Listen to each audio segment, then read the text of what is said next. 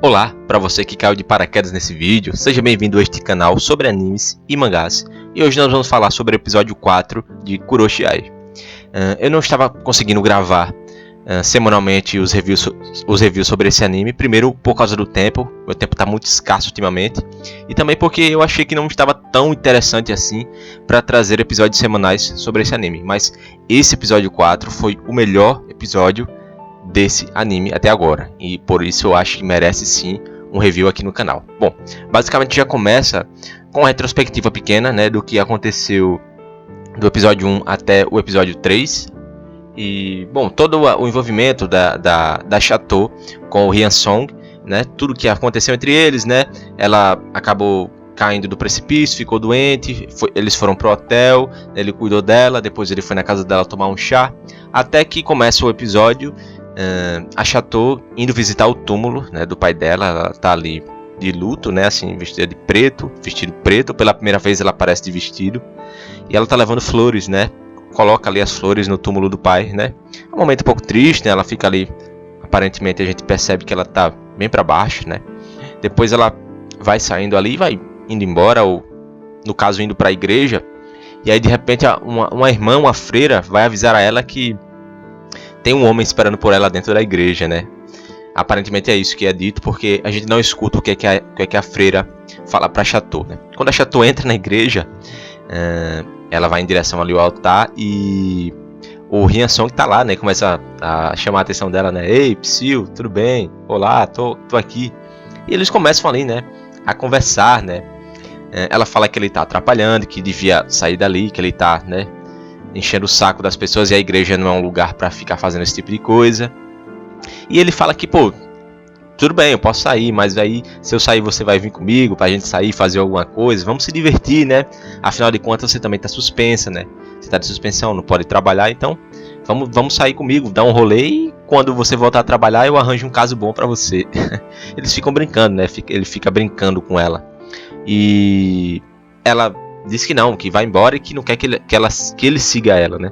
E ela vai saindo, indo em direção à porta, e de repente do lado de fora da igreja começam a vir alguns homens encapuzados com armas na mão. E, inclusive um deles derruba a freira que estava ali regando as plantas, e fazem uma campana, né, na porta ali da igreja, né? Eles fazem uma emboscada, e o Song e a Chateau, que estavam lá dentro da igreja, percebem o barulho lá fora e já montam uma guarda na porta da igreja. Assim que os homens inimigos abrem a porta, eles atacam, né, a dupla Chateau e Song atacam esses inimigos, né, e conseguem vencê-los facilmente. O Hyan-song consegue balear alguns deles, inclusive mata os inimigos, e tenta fazer perguntas a um deles que está baleado e ainda vivo, o que eles estão fazendo ali e quem foi que os mandou, né? E esse homem que está baleado, ele não responde as perguntas diretamente, ele só disse que a pessoa que os enviou disse que era apenas uma mulher sozinha, né? Que não era para ter um cara ali junto. E quando o Hyan-song escuta isso e olha para trás, ele percebe que a Chateau seguiu em direção à floresta para tentar procurar a freira que estava desaparecida, né? E que possivelmente tinha sido sequestrada. Quando ela chega no meio da floresta, no túmulo do pai dela, está aquele mesmo homem do episódio 3, aquele homem que causou o acidente da Chateau, né? Aquele motoqueiro que tem uma tatuagem de uma teia de aranha no rosto. Ele tá com a freira, né? A freira tá desacordada e ele ameaça atirar na cabeça dela caso a Chateau não entregue a arma. A Chateau então aceita, né, o pedido dele, né? Entrega a arma dela, chuta a arma dela até ele, e ele pede para que ela fique de joelhos e coloque as mãos na cabeça. E ela faz isso. E ele vai para cima dela com o objetivo de colocar algemas nela para possivelmente sequestrá-la. Só que no momento que ele se aproxima dela, em quase que um golpe de mestre, a Chateau puxa um taser, né, de dentro da manga do vestido dela, e consegue desarmar o inimigo, e aplica um golpe com um taser nele, né, dá um golpe de choque.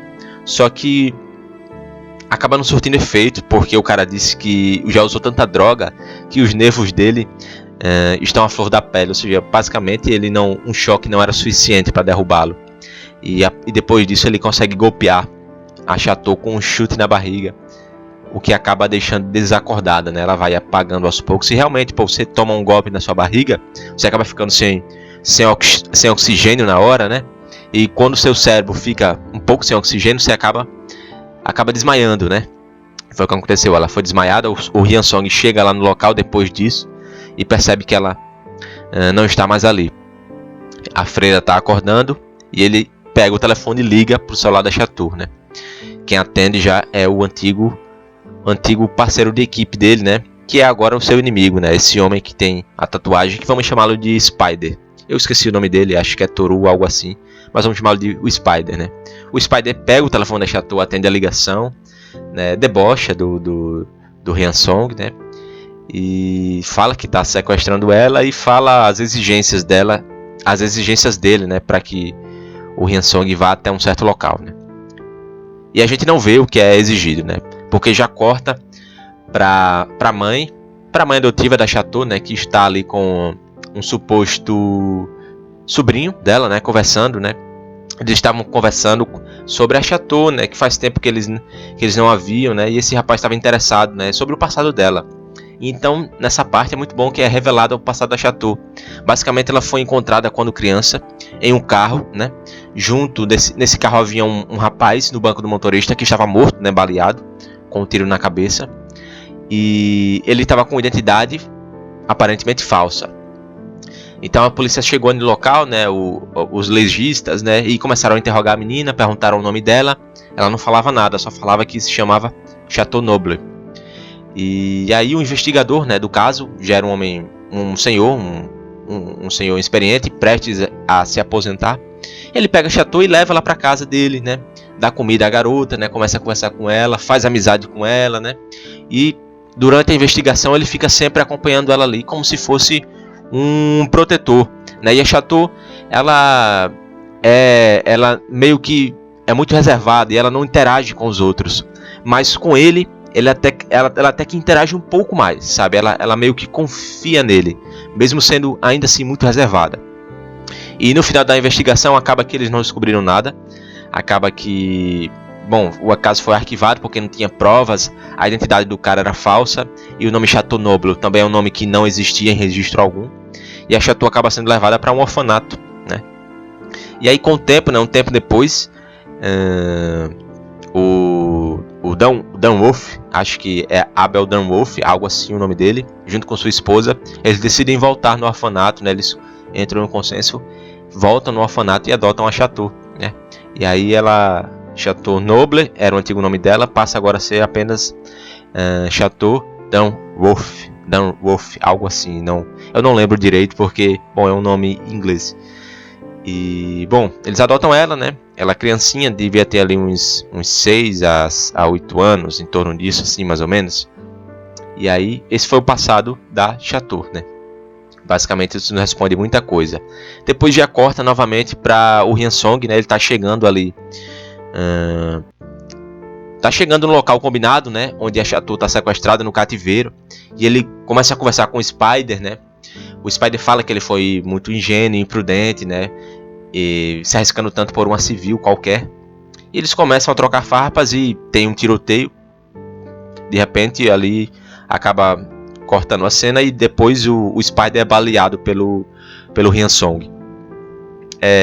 Em contrapartida, a Chateau tá dentro de um carro e ela desperta, né, do seu desmaio.